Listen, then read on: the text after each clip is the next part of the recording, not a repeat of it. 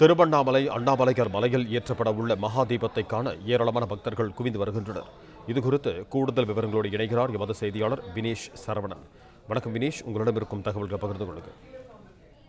பஞ்சபூத தலங்களில் அக்னி தலமாக விளங்கக்கூடிய திருவண்ணாமலையில் இன்று மாலையில் ஏற்றப்படக்கூடிய மகா தீபத்தை காண கிரிவல பாதையில் இன்று காலை முதலே பக்தர்கள் குவிந்து வருகிறார்கள். அதிகாலை 4 மணி அளவில் கோவில் மூலவர் சன்னதியில் உள்ள அர்த்த மண்டபத்தில் பரணி தீபம் ஏற்றப்பட்டது. அந்த மண்டபத்தில் யாகம் வளர்த்து அதிலிருந்து பரணி தீபத்தை சிவாச்சாரியார்கள் ஏற்றிருந்தார்கள். இன்று மாலை சரியாக 6 மணி அளவில் அர்த்தநாரீஸ்வரர் தனி வாகனத்தில் எழுந்தருளி பக்தர்களுக்கு காட்சி தருவார்.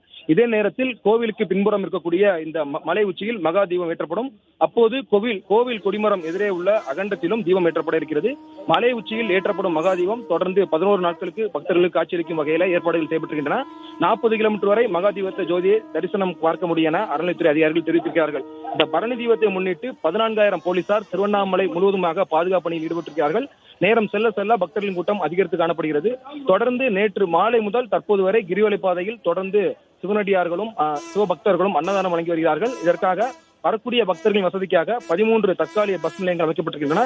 சிறப்பு ரயில்களும் தெற்கு ரயில்வே சார்பில் ஏற்பாடுகள் செய்யப்பட்டிருக்கின்றன. ஒட்டுமொத்தமாக கிரிவலை பாதையில் 14 மீட்டர் தொலைவுடைய கிரிவலை பாதையில் மருத்துவ மற்றும் மக்கள் நல்வாழ்வுத்துறை சார்பில் 37 மருத்துவ முகாம்களும் ஏற்பாடு செய்யப்பட்டிருக்கின்றன. ஒவ்வொரு ஆண்டுமே திருவண்ணாமலை மகாதீபம் ஏற்றப்படும் பொழுது பொதுமக்கள் அந்த மலை உச்சியில் அனுமதிக்கப்படுவார்கள். ஆனால் இந்த முறை கடந்த வாரம் ஏற்பட்ட அந்த மண் சரிவு காரணமாக மலை மீது ஏறுவதற்கு பக்தர்களுக்கு அனுமதி இல்லை என ஏற்கனவே அறநிலையத்துறையில் அதிகாரிகள் தரப்பில் இருந்து அறிவிக்கப்பட்டிருந்தது. அதன் அடிப்படையில் கிரிவல பாதையில் மட்டுமே பக்தர்கள் அனுமதிக்கப்பட்டு வருகிறார்கள். நேரம் செல்ல செல்ல பக்தர்களின் கூட்டம் அதிக அளவில் காணப்படுகிறது. அரோகரா கோஷம் முழங்க பக்தர்கள் தரிசனம் மேற்கொண்டு வருகிறார்கள். நன்றி வினேஷ் சரவணன், உங்கள் தகவல்களுக்கு.